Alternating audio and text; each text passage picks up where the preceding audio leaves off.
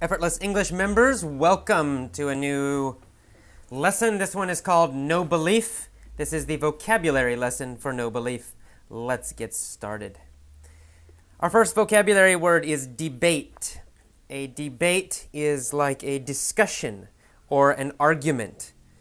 A debate usually means people do not agree and they're talking about some topic, but they don't agree. Okay, in the same first sentence, we say the debate on BBC TV provoked incredulity on the part of most viewers. Incredulity. Woo, provoked. First of all, provoked, the verb. It provoked. Provoke means to cause, but it means to cause a reaction. So the idea of a reaction is important with this word, with this verb. You provoke somebody, it means you make them react. You cause them to react. And then the next word, incredulity, means surprise.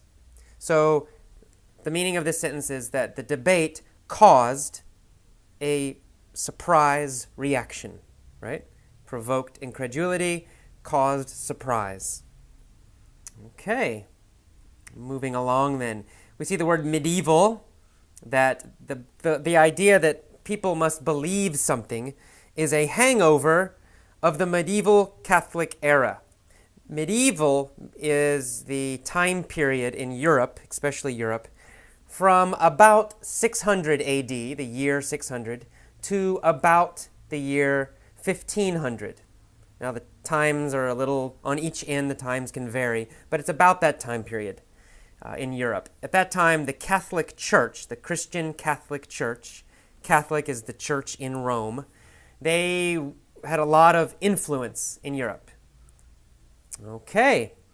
Later on in this very long sentence, he says that to think that everybody must believe something or other, that if one is not a theist, one must be a dogmatic atheist.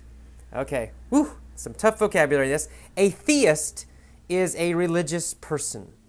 A theist is someone who believes in God. They believe there is a God. And the opposite is atheist. Just add an A to the front. Atheist, someone who does not believe there is a God. Someone who does not believe in God, any God. A theist believes in a God, any God, and an atheist does not believe in a God. The word dogmatic there, dogmatic atheist.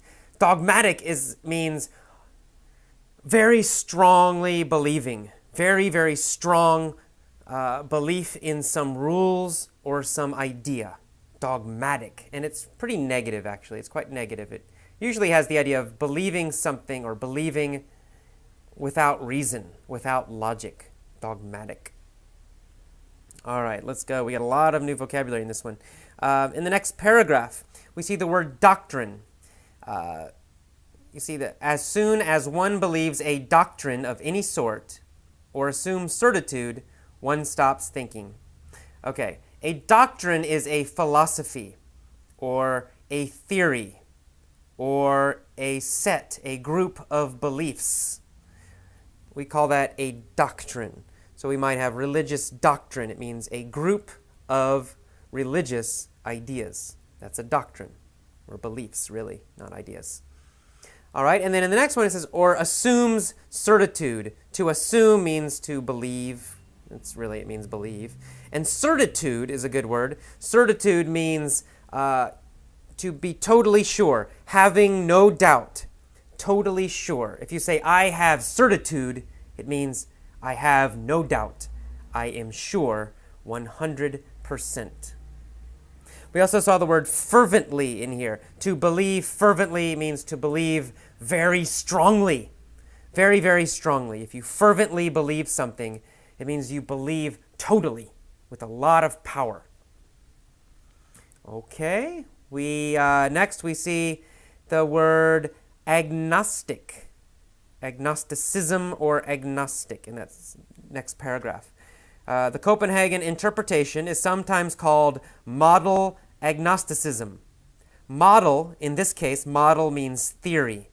We're using model in a scientific way.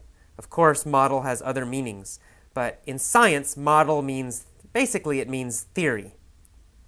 Agnosticism is the idea that nothing is sure, nothing is definite.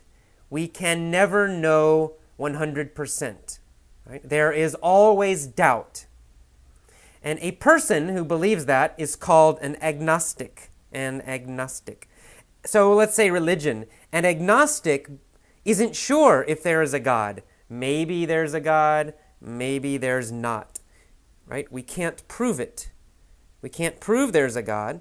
We can't prove there's not a God. So an agnostic says, well, you just can't be sure. We're not sure. That's an agnostic. And that idea or belief is called agnosticism. Okay, then. Let's keep going down to the bottom of that paragraph. And we see the quote from Alan Watts, "The menu is not the meal." Right? So he's showing this idea that don't believe your beliefs. Don't believe your ideas.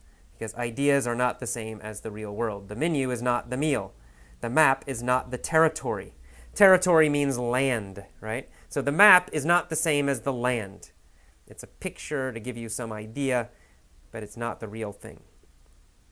All right. Last paragraph of page 1. Belief or certitude or dogma is grandiose delusion. Grandiose. Good word. Grandiose means, it's kind of this idea of too much theater, too much drama, too showy, maybe even too emotional, right? Grandiose. It's just too big, too much belief, too much emotion, too much power, something like that. That's grandiose, too big. And delusion means a wrong belief, something that you believe, but actually it's not true. That's a delusion. We call that a delusion. All right.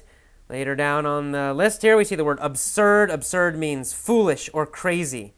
He's saying this idea is absurd. It's foolish. It's crazy. I don't believe it. All right, on to page 2 now. Looking at page 2, top, we have the first sentence. Briefly, the main thing I have learned in my life is that reality is always plural and mutable. Plural means more than one, right? Not only one, but many. If you know grammar, if you study grammar, you know that plural means many. Mutable means changeable, possible to change, able to change, easy to change. We call that mutable. It means changeable. So he's saying reality is mutable. It's possible to change reality. And there are more than one realities. There's not just one. Okay. And then he says reality is a word in English that is singular, and it's a noun. Singular means one, only one. So in English grammar, that word reality is singular. There's only one. And this causes problems. This makes us think in a wrong way. He says it gives us programs. It programs us subliminally. Programs here is a verb. To program means to train or to teach somebody. So our language, the English language, teaches us, trains us in a certain way. It trains us subliminally. That's an adverb.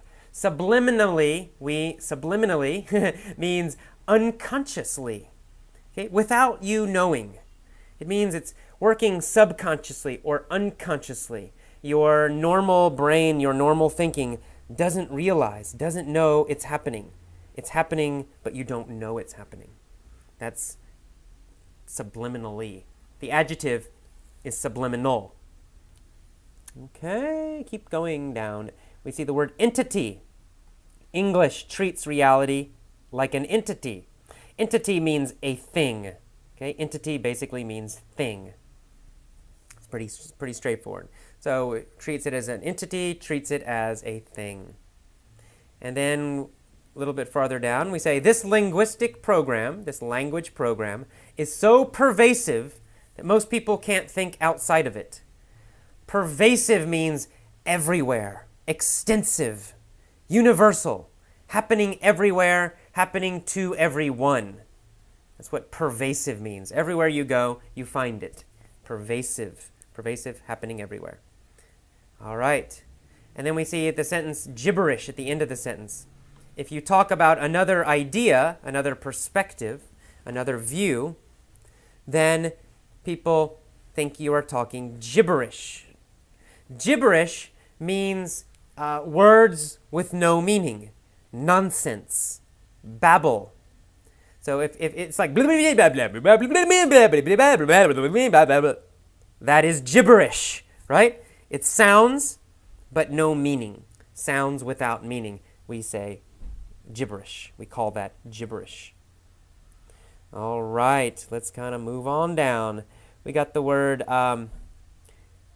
transmuted a little bit farther down. Transmuted in the next paragraph. It says, when the nervous system is joined with certain drugs or transmuted by spiritual exercise, transmuted means changed. If something is transmuted, it means it is changed. And it usually has the idea changed to something else or changed a lot. So if your nervous system is transmuted, it is changed. Some experiences, some spiritual exercises, for example, meditation, can change your nervous system. It transmutes your nervous system. So that's transmute, means to change a lot. We see the word instruments in that same sentence. An instrument is a machine or a tool, something you use, right, for a purpose. An instrument. Okay, and then going down to the bottom, we see the word bundles. Bundles of energy. A bundle is a package or a group of things that are together. So it's a group or a package that are together, connected. We call that a bundle. A bundle. All right. The next paragraph, we see the phrase so much for. So much for reality as a noun. So much for means that you are finished talking about something. So it means, basically it means enough of that, right? Enough talking about that. Enough of that. So much for reality means enough talking about reality. That's enough. So much for the Super Bowl, meaning, the Super Bowl's over. Enough talking about the Super Bowl. We don't need to talk about it anymore. So much for that. All right, so it's kind of a transition phrase that we use sometimes to change the topic. All right, and then we see another interesting phrase, an idiom that we use a lot. Does not jibe with, right? Belief does not jibe with science. Does not jibe with means agree with. Means they don't agree. They're not the same. Belief does not jibe with science. It means my belief and science, they don't agree, right? They're different. My belief is not scientific. We'd say it doesn't jibe with science. Doesn't agree with it. Not the same as. Okay, near the end of that same paragraph, we see the word meandering. Meandering like a river. Meandering, or to meander, it means to wander, to roam or to wander. It's the idea of moving around, but no destination, right? Not in a straight line. Moving side to sides, kind of slowly, maybe quickly, but not in a straight line, not moving in a straight line. We call that meandering. To meander is the verb, to meander. To move, but not in a straight line. To move, but not with a clear destination. All right, let me see. I think that's it. Oh, we got one more. Construct in the last paragraph. That the real world is a construct that we create. A construct means a creation or something we make, right? It comes from the word to construct, which is a verb. To construct means to make. If you use it as a noun, a construct, it's something that you make, something that is made, something that is created. We call that a construct. In other words, not something that is natural all the time, not something that comes from the universe or God, but something we create ourselves. That is a construct. Okay, that is all for the vocabulary lesson, the vocabulary discussion. Please listen to this a few times. One time probably is not enough to remember this vocabulary. Listen to it, I think, a couple times or at least one time each day is best. Do this every day for 1 week, 2 weeks, maybe 3 weeks. Okay? And after you're ready, after you know this, go to the mini story lesson. Bye-bye.